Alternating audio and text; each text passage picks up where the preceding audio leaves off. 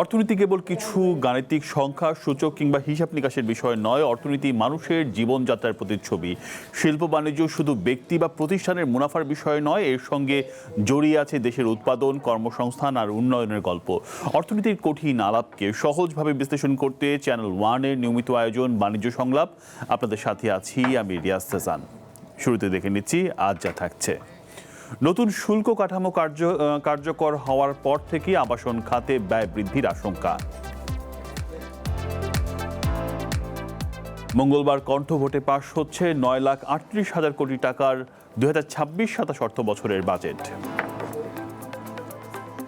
নীতি সুদ হার 10% অপরিবর্তিত রেখে আগামী 2026-27 অর্থ বছরের মুদ্রানীতি ঘোষণা করতে যাচ্ছে কেন্দ্রীয় ব্যাংক।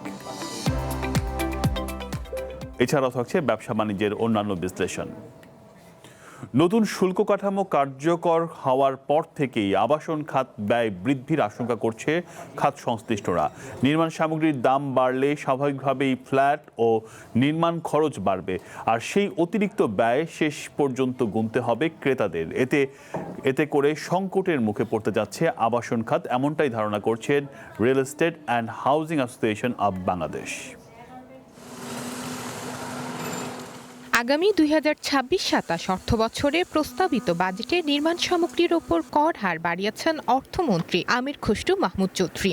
শুধু তাই নয়, ডেভেলপারদের কাছ থেকে পাওয়া ফ্ল্যাট বা অন্য যে কোনো আর্থিক সুবিধার ওপর জমির মালিকদের 15% ক্যাপিটাল গেইনসে ট্যাক্স আরোপ করেছেন তিনি। রড, সিমেন্ট, সিরামিক, লিফট, বৈদ্যুতিক সরঞ্জাম সহ বিভিন্ন নির্মাণ সামগ্রীর ওপর নতুন শুল্ক ও করের প্রভাব পড়তে শুরু করেছে। আবাসন খাতের উদ্যোক্তারা বলছেন, নির্মাণ ব্যয় বেড়ে গেলে নতুন প্রকল্পের ফ্ল্যাটের দামও বাড়বে। এতে মধ্যবিত্ত ও প্রথমবারের মতো ফ্ল্যাট কিনতে আগ্রহীদের ওপর চাপ বাড়বে। এই সেক্টরটা যদি ডেভেলপ না হয়, আমরা পরিষ্কার বলেছি যে সিঙ্গেল ডিজিটাল লোনের ব্যবস্থা করতে হবে। আমার কাস্টমারদের জন্য লং টার্ম 20 থেকে 25 বছর লোনের ব্যবস্থা করতে হবে। সেটা যদি না করা হয়, একই সাথে আমাদের যে নির্মাণ সামগ্রী আছে তারপর যদি ভ্যাট ট্যাক্স না কমানো হয়, তাহলে আলটিমেটলি এই সেক্টরটা ধ্বংস হবে।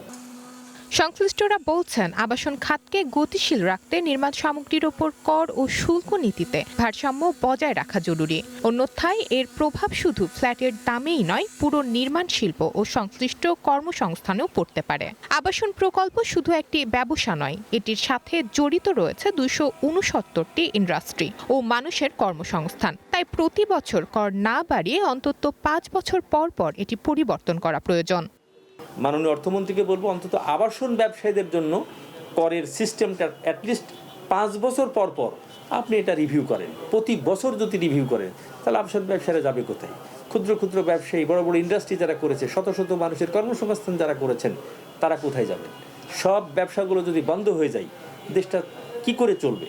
লক্ষ লক্ষ বেকার যুবক যুবতী তারা কোথায় যাবে? সেটা সরকারকে ভাবতে হবে। বিশেষজ্ঞদের মতে, বাস্তবতা বিবেচনা না করে করনীতি কার্যকর করা হলে আবাসন খাত দীর্ঘমেয়াদী মন্দার মুখে পড়তে পারে। ফলে পরিকল্পিত নগরায়ন, পুরনো ঝুঁকিপূর্ণ ভবনের পুনর্নির্মাণ এবং মধ্যবিত্তের আবাসন স্বপ্ন সবকিছুই নতুন চ্যালেঞ্জের মুখোমুখি হতে পারে। শবনাথ স্মৃতি, ওয়ান নিউজ, ঢাকা। দেখছিলাম মধ্যবিত্তের আবাসনের চাহিদা সংকটের মুখে পড়তে যাচ্ছে। এই নিয়ে কথা বলবো। আচ্ছা, আমাদের সাথে রয়েছেন real estate and housing association of বাংলাদেশের প্রেসিডেন্ট ডক্টর আলী আফজাল। আপনাকে স্বাগত জানাচ্ছি চ্যানেল ওয়ান আয়োজনে। আমরা বাজেট আসার পর থেকেই দেখলাম যে এই ব্যাপারটা আপনারা বলছিলেন বারবার, তারপরেও আপনাদের এই দাবির উপেক্ষা করে আজকে বাজেট পাস হতে যাচ্ছে। কি বলবেন আসলে এর ফলে হাউজিং ব্যবসায় কেমন প্রভাব পড়তে পারে?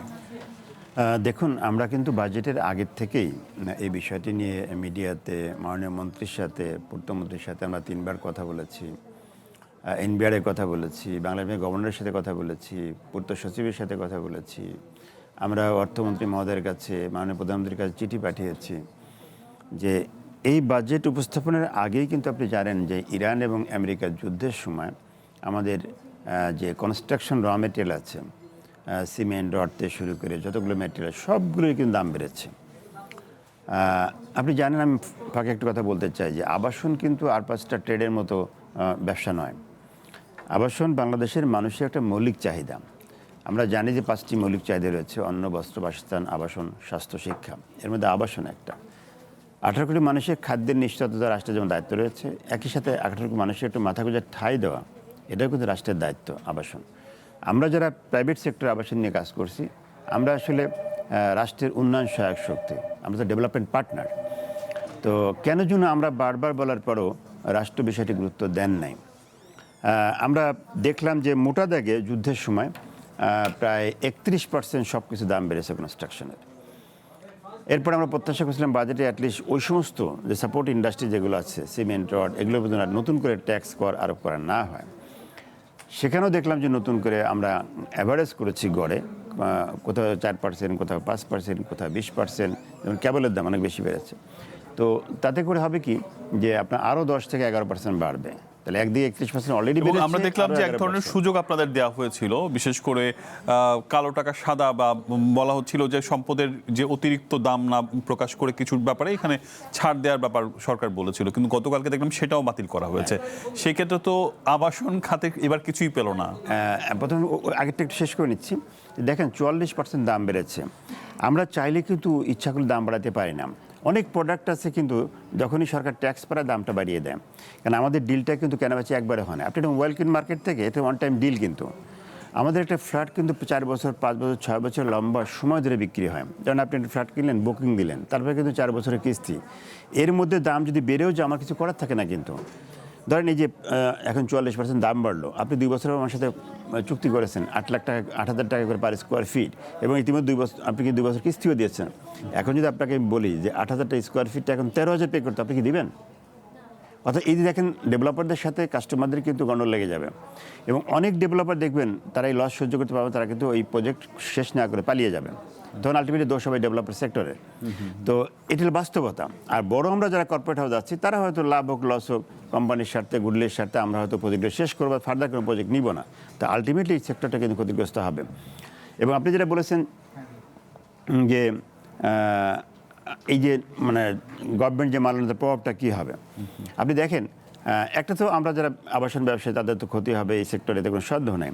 একই সাথে নিম্ন আয়ের যারা মানুষ আছেন, মধ্যম আয়ের মানুষ যারা আছেন, তারা কিন্তু তাদের এই একটা আবাসন মাথা গোঁজার ঠাঁই ছিল তাদের স্বপ্ন, এই স্বপ্ন কিন্তু অধরাই থেকে তারা কিন্তু স্বপ্ন বাস্তবায়ন হবে না, তারা কিন্তু কিনতে পারবে না, কারণ কস্টিং অনেক বেড়ে যাবে। যে ফ্ল্যাটটি আমরা 8,000 টাকা সেল করতাম, এখন আমাদেরকে সেটা 13-র নিচে সেল করতে পারবো না। তো 13,000 টাকা কিন্তু মানুষের মধ্যম আয়ের নিম্ন মানুষের কিন্তু পার্চেসিং পাওয়ার বা বাইং ক্যাপাসিটির বাইরে চলে যাবে, তো তারা কিনতে পারবে না। আরেকটি কথা আমরা বারবার বলে আসছি, দেখেন এই দাম বাড়ার কারণে যদি এই সেক্টরটা বসে যায়, ধ্বংস হয়, তাহলে আলটিমেটলি ক্ষতি কিন্তু সবচেয়ে বেশি রাষ্ট্রের।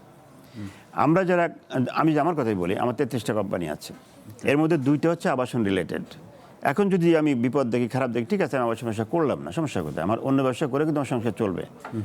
বাট রাষ্ট্র কি ক্ষতিগ্রস্ত হবে সেটা আমি আপনাকে পরিসংখ্যান দিতে চাই। এই সেক্টরে সরাসরি কর্মরত রয়েছে প্রায় 40 লক্ষ মানুষ। যদি এই সেক্টর ধ্বংস হয়, বন্ধ হয়ে যায়, তাহলে 40 লক্ষ মানুষ কিন্তু রাষ্ট্রের জন্য অতিরিক্ত বোঝা হবে। এই সেক্টরতে রাষ্ট্র সরাসরি কিন্তু 50 থেকে 60,000 কোটি টাকা ট্যাক্স পায়। যদি সেক্টরটা বন্ধ হয়, ট্যাক্স কিন্তু রাষ্ট্র পাবে না।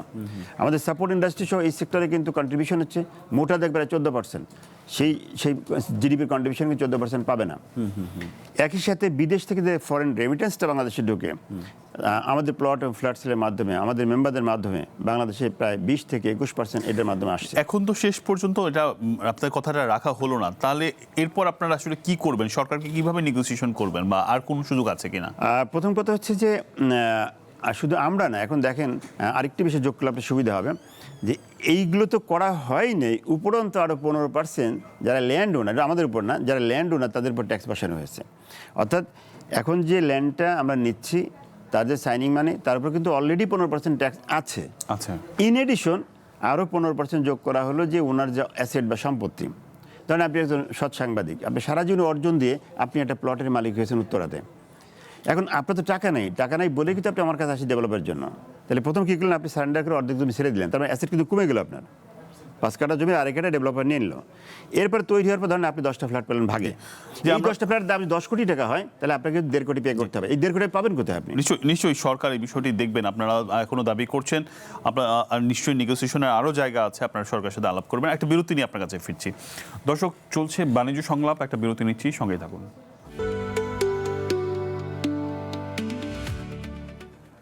সাথে থাকার জন্য ধন্যবাদ। আবারও স্বাগত জানাচ্ছি বাণিজ্য সংলাপে। আপনাদের সাথে রয়েছে আমি রিয়াজ সেজান। আজ জাতীয় সংসদ ২০২৬-২৭ অর্থ বছরের বাজেট কণ্ঠভোটে পাশ হবে। এই অর্থ বছরের বাজেটের আকার ৯,৩৮,০০০ কোটি টাকা। নতুন এই বাজেট কার্যকর হবে ১ জুলাই থেকে। বাজেট পাশের আগে একাধিক গুরুত্বপূর্ণ কর ও ভ্যাটের প্রস্তাবে পরিবর্তন এনেছে সরকার। কর্পোরেট কর কমানো থেকে শুরু করে খুচরা পর্যায়ে ভ্যাট আরোপের সিদ্ধান্ত থেকে সরে এসেছে এনবিআর। বাজেট পাশের আগে আগামী ৫ অর্থ বছরের জন্য শর্ত সাপেক্ষে কর্পোরেট কর ২.৫% কমানোর সিদ্ধান্ত নেওয়া হয়েছে। নতুন দেশীয় চিংড়ি শিল্প, চাষ ও আইটি খাতে শুল্ক ও ভ্যাট ছাড় দেওয়া হয়েছে। এতে বিনিয়োগ, শিল্পায়ন ও কর্মসংস্থান বাড়ানোর আশা করছে সরকার। এসব পরিবর্তন নিয়ে আজ ২০২৬-২৭ অর্থ বছরের বাজেট পাশ হওয়ার কথা। এর আগে গতকাল অর্থ বিল পাশ হয়েছিল।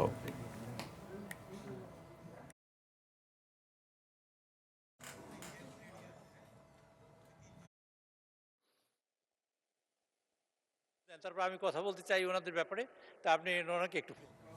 আবারও ফিরছি আলোচনা। আমাদের সাথে রয়েছেন real estate and housing association of বাংলাদেশের প্রেসিডেন্ট ডক্টর আলী আফজাল এবং আমাদের সাথে আরেকজন অর্থনীতিবিদ যুক্ত হচ্ছেন, জনাব মাহফুজ কবির আমাদের সাথে যুক্ত হয়েছেন। জি, দুজনকে একটু স্বাগত জানাচ্ছি এই পর্যায়ে। আমরা একটু জনাব মাহফুজ কবির আপনার কাছে আসি যে আজ বাজেট পাস হতে যাচ্ছে, সবকিছু মিলে বেশ কিছু জায়গায় কিছুটা পরিবর্তন আনা হয়েছে, বিশেষ করে কর কাঠামোতে। আপনি কিভাবে বিশ্লেষণ করছেন? আমি মনে করি যে এই অর্থনীতির যে বাস্তবতা এবং আর্থিক সামাজিক পরিস্থিতি দুটো মাথায় রেখে কিন্তু এই ইতিবাচক সিদ্ধান্তগুলো নেওয়া হচ্ছে। আমাদের থেকে আসলে এক ধরনের অ্যাপিল ছিল বা রিকোয়েস্ট ছিল সরকারের প্রতি যে এই মুহূর্তে যে আসলে দেশের কর্মসংস্থান বিনিয়োগের যে পরিস্থিতি, তো সেটা মাথায় রেখে আসলে এই কর্পোরেট কর হারকে আরেকটু যৌক্তিকরণ করা যায় কিনা, তো সেটা শুনেছেন সরকার, এই জন্য সরকারকে ধন্যবাদ। এবং এর পাশাপাশি আমরা দেখতে পেয়েছি যে আসলে এই ইনকাম ট্যাক্সের যে জায়গাটা, মানে সেখানকার যে ট্যাক্স টু ইনকাম, তো সেখানে বাড়ানো হয়েছে, এটা একটা ভালো দিক। এর পাশাপাশি আসলে যে ভ্যাট বা এই যে আমাদের বিশেষ করে যে আসলে এখানে টিআইএন সার্টিফিকেট যেটা কম্পালশন সেটাকে উইথড্র করা হয়েছে, তো সেটা ভালো দিক। তো এই সবকিছু মাথায় রেখে আমি মনে করি যে আসলে এখন যে সমস্ত আসলে সংশোধনী প্রস্তাবগুলো এসছে সেগুলো অর্থনীতির সঙ্গে সঙ্গতিপূর্ণ, কিন্তু সবচাইতে যেটা খুবই ইন্টারেস্টিং আমি বলবো যে খুব একটা অ্যাপ্রিসিয়েটিভ, সেটা হলো যে একেবারে যে করজাল বিস্তৃত করার জন্য একের মুদি দোকান পর্যন্ত যেরকম সুনির্দিষ্ট করের একটা চিন্তাভাবনা ছিল, তো সেইখান থেকে মানে সেই প্রস্তাব থেকে আসলে সরকার ফিরে এসছে। কিন্তু এটাও সত্য যে আমাদের আসলে এই হরাইজন্টাল এক্সপানশনটা লাগবে। তো সেটার জন্য আমি মনে করি যে অটোমেশন যেরকম ইম্পোর্টেন্ট, এবং একই সঙ্গে যে আসলে কাদের উপরে মানে একটা মুদি দোকান হলেই যে সেখানে আসলে ইম্পোজ করতে হবে বিষয়টা এরকম নয়। একদম সিলেক্টিভ ওয়েতে যারা আসলে ক্যাপাবল, তো তাদের উপরে এটা চিন্তা করতে হবে। পান বিড়ির দোকান, ছোট ছোট দোকান, তো সেখানে তো কোনো মানে হয় না এটা ট্যাক্স ইম্পোজ করার। সুতরাং এই করের যে ন্যায্যতা নীতি, মানে বিশেষ করে সামাজিক ন্যায় বিচারের নীতি, সেটাকে আসলে সমুন্নত থাকতে হবে। এবং একই সঙ্গে যারা আসলে ক্যাপাবল, যারা কিন্তু এই যে এই করটা কমানোর ক্ষেত্রে আমাদের দেখা যাচ্ছে যে টার্গেট, এনবিআর এর টার্গেট, সেটি ফিল আপ করা সম্ভব হবে না, সেখানে অবশ্যই এখানে একটা প্রস্তাব এসছে মানে সিভিল সোসাইটি থেকে, যে যারা সুপার রিচ, যারা হচ্ছে হাজার হাজার কোটি টাকার মালিক, বিশাল যে গ্রুপ অফ ইন্ডাস্ট্রি, তো সেইখানে আমরা আরেকটু চিন্তা করি না কেন যে তাদের সাথে কমিউনিকেশনটা আরো বাড়াই। অবশ্যই সম্ভব, এবং অনেকে মনে করেন যে এতে করে আসলে আমাদের যে টার্গেট সেটাও মানে এক্সিড করা সম্ভব। তো সেইভাবে করে যদি আমরা রিফর্ম করে প্রোগ্রেসিভ ট্যাক্সেশনে যাই, তাহলে সেই ক্ষেত্রে আসলে এখনই এরকম ম্যাসিভ হরাইজন্টাল এক্সপানশনে না গিয়েও আমরা কিন্তু আমাদের যে আপনি আছেন একটু জনাব আফজাল, আপনার কাছে আসতে চাই।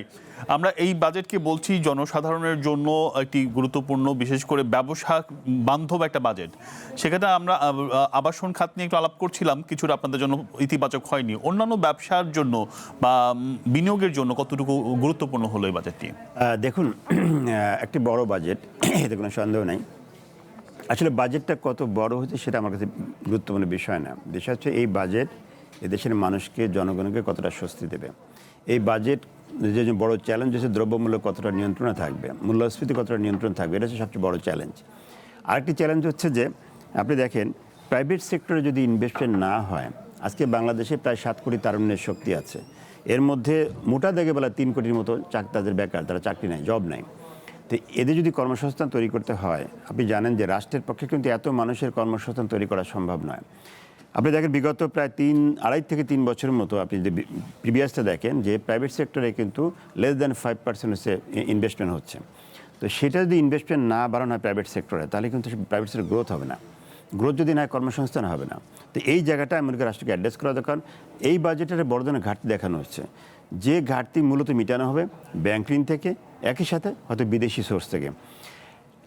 ব্যাংকের অবস্থা আপনি জানেন যে বিগত পতিত স্বৈরাচারের আমলে এই ব্যাংকিং সিস্টেমটাকে ধ্বংস করা হয়েছে। ব্যাংকগুলোকে লক্ষ লক্ষ কোটি টাকা দেশ থেকে পাচার করা হয়েছে এবং অনেকগুলো ব্যাংকেরই বিনিয়োগ সক্ষমতা বলতে গেলে অলমোস্ট জিরো। হাতে গোনা কয়েকটা ব্যাংক ছাড়া কিন্তু ম্যাক্সিমাম ব্যাংকেরই বিনিয়োগ সক্ষমতা নাই, তাদের আইডি রেশিও এখন কিন্তু ক্রস করে গেছে। তো সেই জায়গা থেকে যদি রাষ্ট্র এত বিশাল অঙ্কের টাকা বিনিয়োগ নেয় তাহলে কিন্তু প্রাইভেট সেক্টর কিন্তু পাবে না। আর প্রাইভেট সেক্টর দিয়ে বিনিয়োগ যদি না আসে তাহলে আলটিমেট যে রেজাল্ট হবে সেটা হচ্ছে যে জনাব মাহফুজ কবির, যেখানে বলা হচ্ছে যে আসলে রাষ্ট্র যখন এত বড় ঋণ নিবে সেইখানে আসলে কিভাবে প্রাইভেট সেক্টর ঋণ পাবে, এই প্রশ্নটি আমার অতিথি করছেন। আপনার আসলে মন্তব্যটা জানতে চাই।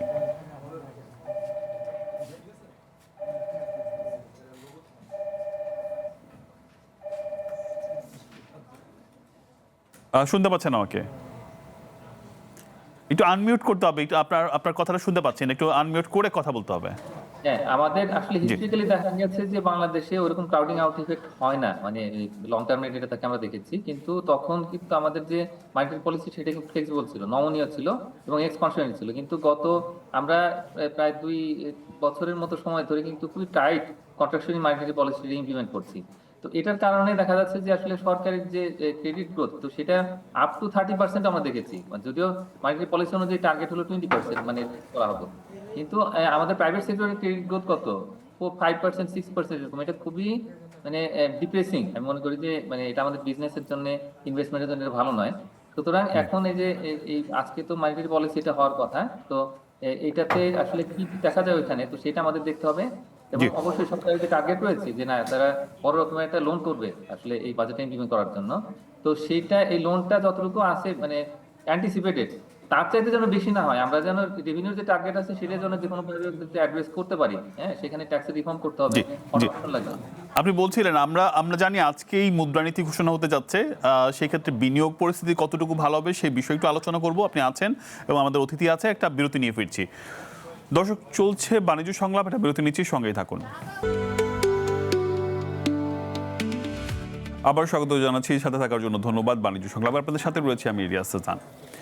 নীতি সুদ হার 10% অপরিবর্তিত রেখে আগামী 2026-27 অর্থ বছরের প্রথমার্ধে মুদ্রানীতি ঘোষণা করতে যাচ্ছে কেন্দ্রীয় ব্যাংক।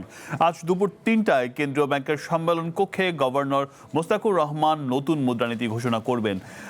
বর্তমান বিএনপি নেতৃত্বাধীন সরকার এবং বাংলাদেশ ব্যাংকের গভর্নর মোস্তাকুর রহমানের প্রথম মুদ্রানীতি এটি। বৈশ্বিক পরিস্থিতি ও উচ্চ মূল্যস্ফীতি এবং বেসরকারি খাতের ঋণ চাহিদা নেমেছে তলানিতে।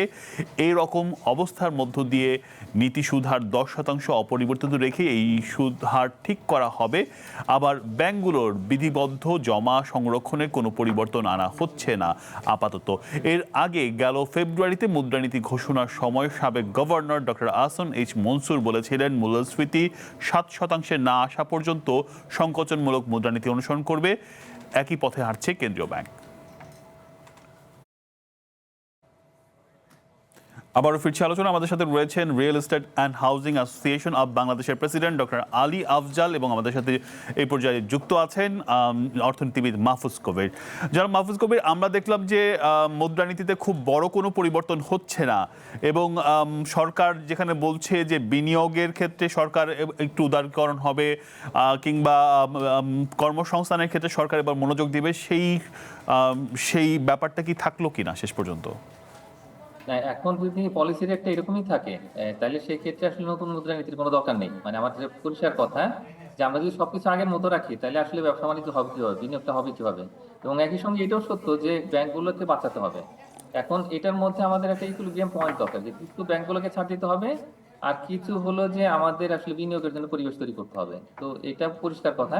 এবং এই পলিসি রেটটা সেম রেখে আমরা আসলে ইন্টারেস্ট রেট কমাতে পারবো না। কিন্তু সরকার যেটা করেছে যে 60,000 কোটি টাকার যেটা তহবিল, বেশ পুনর্গঠন তহবিল তৈরি করেছে, সেখানে আবার দেখা যাবে যে আপনার বড় অঙ্কের একটা সাবসিডি ইন্টারেস্ট হিসেবে দিতে হচ্ছে। তো এটা একটা বিষয়, একটা চাপ থাকবে। তো এবং এই উচ্চ সুদের হারের কারণে কিন্তু ব্যাংকের ব্যবসাও কমে গেছে, তার কারণে বিনিয়োগের চাহিদা সেটা যেহেতু কম, তো এটার কারণে কিন্তু এই ব্যাংকগুলো লং টার্মে আসলে কিভাবে সার্ভাইভ করবে সেটা একটা বড় প্রশ্ন রয়ে গেছে। আর ইতিমধ্যে বিপুল পরিমাণে কিন্তু এই আমানত সংগ্রহ করেছেন উচ্চ সুদের হার দেখিয়ে বিভিন্ন ব্যাংকগুলো। তো সেগুলো তো একসময় দায় হিসেবে রয়েছে যে শোধ করতে হবে। তো সব মিলে পরিস্থিতি জটিল, কিন্তু আমাদের সবচেয়ে বড় স্বার্থের জায়গা হচ্ছে যে বেসরকারি বিনিয়োগ। তো সেইটা না হলে প্রবৃদ্ধি হবে না, এবং তখন কিন্তু কর্মসংস্থান হবে, দারিদ্র্য বিমোচন হবে না। তো এই বিষয়টা মাথায় রেখে আমি মনে করি যে এখন এই যে 10% যে এরকম পলিসি রেটটা আছে, এবং সেই হিসেবে স্ট্যান্ডিং যে লেন্ডিং ফ্যাসিলিটি এবং ডিপোজিট রেট, তো সেটাও তো সেভাবে আসলে ঠিক করবে। তো এই জায়গাটাতে অবশ্যই ইনোভেশন দরকার, এবং যাতে বিনিয়োগকারীরা যে আপনি আছেন একটু জনাব আলী আফজাল আপনার কাছে আসতে চাই। আমরা দেখলাম যে আসলে এখানেও একই প্রশ্ন আসলো যে বেসরকারি খাতের বিনিয়োগ কিভাবে বাড়বে, একটু আপনার মত জানতে চাই। আলী আফজাল জি। দেখুন, আজকে বাংলাদেশের যে পলিসি যদি চেঞ্জ না হয়, ব্যাংকের রেট অফ ইন্টারেস্ট হচ্ছে 15, 16, 17, 14%। কোম্পানি ভেদে বা প্রোডাক্ট ভেদে পার্থক্য হয়। দুনিয়ার কোথাও এত মানে ইন্টারেস্টে কিন্তু কোনো বিনিয়োগ হয় না। 15% ব্যাংকের ইন্টারেস্ট দিয়ে কোনোভাবেই ব্যবসা করা সম্ভব না। এখন সারা দুনিয়ায় একটা গ্লোবাল ভিলেজ, কম্পিটিটিভ মার্কেট, কোনোভাবেই আসলে নেট প্রফিট আমরা 15% করতে পারি না। ইভেন কোনো কোনো ক্ষেত্রে জিপিও 15% হয় না, গ্রস প্রফিট। তো সেক্ষেত্রে ব্যাংকের এই 15% ঋণ নিয়ে ব্যবসা বান্ধব আপনি বলছেন বাজেট, কীভাবে ব্যবসা হবে আই ডোন্ট নো, আমি জানি না। সরকার যেটা করতে পারতেন, আমরা বারবার বলে আসছি যে এটা সিঙ্গেল ডিজিটে যদি নিয়ে আসা হতো। আনার বিষয়টি কিন্তু খুব জটিল আমি তা মনে করি না। কারণ ব্যাংক কী করে, ব্যাংক হচ্ছে আপনার কাছে টাকা নেয়, নিয়ে আমাকে বিনিয়োগ করে। আপনি যদি ব্যাংক যদি টাকা বড় করে 12%, 11%, 10%, তাহলে সঙ্গে দোকানে কস্ট অফ ফান্ড 3% যোগ করলে 13-14 কিন্তু হয়েই যায়। তাহলে সে জায়গায় আমরা যদি 6% টাকা নিতে পারতাম পাবলিক থেকে, তাহলে 6% টাকা নিলে 3% কস্ট অফ ফান্ডে 9% টাকা কিন্তু বিনিয়োগ করতে পারতো এবং ব্যবসাগুলো দাঁড়াতো। এখন আসেন ওটার একটা তো নেগেটিভ ইম্প্যাক্ট ব্যবসা হলো, ব্যক্তি পর্যায়ে কিন্তু নেগেটিভ ইম্প্যাক্ট আছে। আপনি যদি কোনো ধরনের কষ্ট না করেই আপনি যদি লাখে 1000 টাকা পান, কথার কথা, যদি আপনি 10%, 11%, 12% দেয়, ব্যাঙ্কগুলো ইন্টারেস্ট দেয়, তাহলে ওই মানুষগুলো কিন্তু তাদের টাকা অলস রাখবে, তারা কিন্তু কষ্ট করে বিনিয়োগে যাবে না। যখনই এটা 5%, 6% হয়ে যাবে, তখন তার সংসার চলবে না, এই টাকা দেয়, তখন সে কিন্তু অ্যাক্টিভ হবে এবং সেই টাকাটাকে বিনিয়োগ করার জন্য এবং টাকা মূলধারায় আনার জন্য চেষ্টা করবে। তো এইটা আমাদের ভাবা দরকার ছিল যে যদি এটা করা হতো যে ব্যাংকের টাকা নেওয়ার ক্ষেত্রেও যেমন সে ডিপোজিটে ইন্টারেস্ট কম দেবে, একই সাথে বিনিয়োগের ক্ষেত্রে ইন্টারেস্ট যদি সিঙ্গেল ডিজিটে আনা যেত, তাহলে ব্যবসা বান্ধব হতো এবং টাকাগুলো কিন্তু আপনিও বলছেন এবং বিশেষ করে এই সুদের হারটা কমিয়ে আনার ব্যাপারটা আপনারা দুজনেই বলছিলেন, তাহলে বিনিয়োগটা অবশ্যই আরও বেশি হতো এবং সেই সুযোগটার কথা আপনি বলছিলেন। আপনাদের দুজনকে অনেক ধন্যবাদ আমাদেরকে সময় দেওয়ার জন্য। আমাদের সাথে ছিলেন জনাব মাহফুজ কবির এবং জনাব আলী আফজাল। দর্শক, এই ছিল আজকের মতো আয়োজনে। আমাদের ব্যবসা বাণিজ্যের অন্যান্য খবর দেখতে সবসময় চোখ রাখুন চ্যানেল 1-এর পর্দায় এবং একই সাথে যুক্ত থাকুন আমাদের ফেসবুক পেজ এবং ইউটিউব চ্যানেলে।